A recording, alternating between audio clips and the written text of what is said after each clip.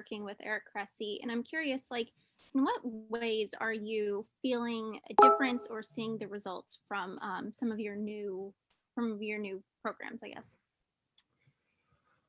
Just more agile, moving better, and having my rotation, just bouncing back from all the rotational activities in a different way. That's interesting. Did you feel like maybe you needed to rethink some of your approaches because of the injuries you've had or aging, or was it just that you felt that you weren't really getting the most out of your body in that way? You just got to switch something up. I mean, even if you think you're doing things right or whatnot, if something doesn't seem to be working, you gotta make adjustments, and that's the name of this game is always advancing and trying to improve best you can. We go next to Christy Ackert. Christy, please unmute. Hi, Giancarlo. You started doing some of that stuff when you came back in the playoffs last year. Is that correct? I mean, we saw you running up and down the sidelines in between innings occasionally. Is that part of that? No, that's part of. I thought I needed that, so I implemented that. But I mean, we've the programs have been there since he's been working with us, so didn't start in playoffs. Thank you. Mm-hmm. We can go next to Ken Davidoff. Please unmute. Hey, Giancarlo. Sorry about that. Aaron Boone said the other day after your 2 double day, like he felt like you just kind of picked up where you left off in the playoffs last year. And I'm wondering if you feel that way at the plate. I feel good. The timing, during this time is all about getting your rhythm and timing, and your sequence is right. So I think the spring at bats are good to build up and just get there. I don't really compare to in season at bats to spring at bats. I just take these as the current process to get ready for the season. So you build from how the season ended, good or bad, and you make these adjustments now to be ready to roll. Do you seek out the exit velocity data, or do they tell you that, or do you just not even want to be engaged on that? That's something that usually comes to me, but I do think it now most fields have it up on the big screen, which is good, which is pretty cool for fans and people that might not understand how fast this game moves. So it is something cool. Thanks, Giancarlo. Mm-hmm. We go next to Pete Caldera. Pete, go ahead and unmute.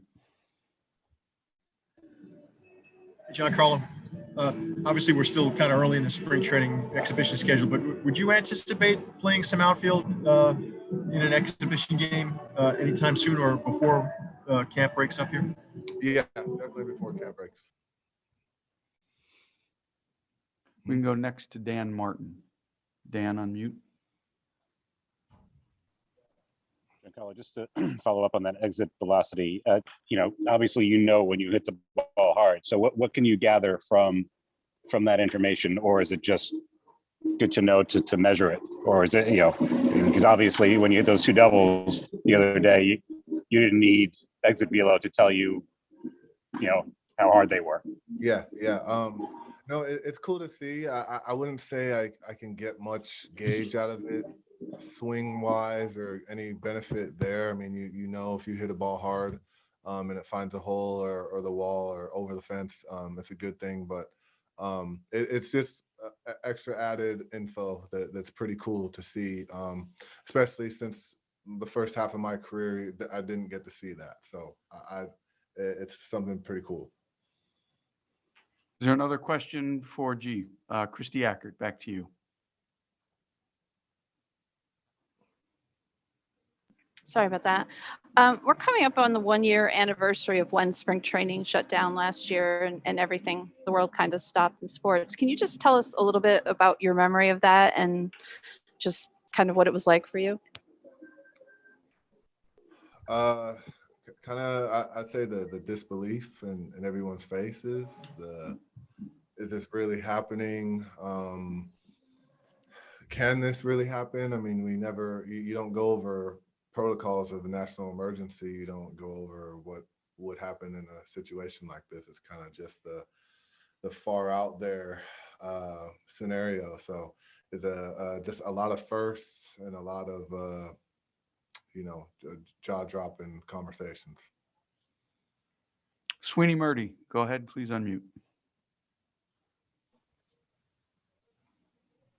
Giancarlo, how you doing? Thanks. I was curious that, for a couple of years now, you've been here with the Yankees and you kind of keep getting measured against your MVP season. Judge is kind of the same thing where you had 50 plus his rookie year. He's kind of chasing that. I'm curious if you think that maybe you're chasing an unrealistic expectation, that you've had your best ever season and you're kind of expected to match that or exceed that again. I'm expected to produce the best that I can and to be out there on the field. So I think that's the starter, and I'm not really worried about the numbers that come if I'm out there. So I've never, you can look back over the years, I've never said I want to hit this many or do that. It's just really, if I'm out there and can have time to adjust to what I see or any new rhythms of the game or how I'm being pitched, and that's the most important aspect, and just showing up. Thank you. We'll take a final question from Dan Martin. Giancarlo, Aaron Boone has said a couple of times this spring that he thinks in some ways you're a better hitter now than you were when you won the MVP. Do you agree with that? And if so, in what way do you think that might be true? I do agree with that. I would say I have a better sense of the zone, a different approach to pitchers. I mean, the results or whatever statistically could be minute in that term, but I definitely am a better hitter than that point. Now, has the results showed? No, but I am. Gee, thank you for the time. Thanks, everybody. Gee, give me one sec, please. Okay, that'll conclude.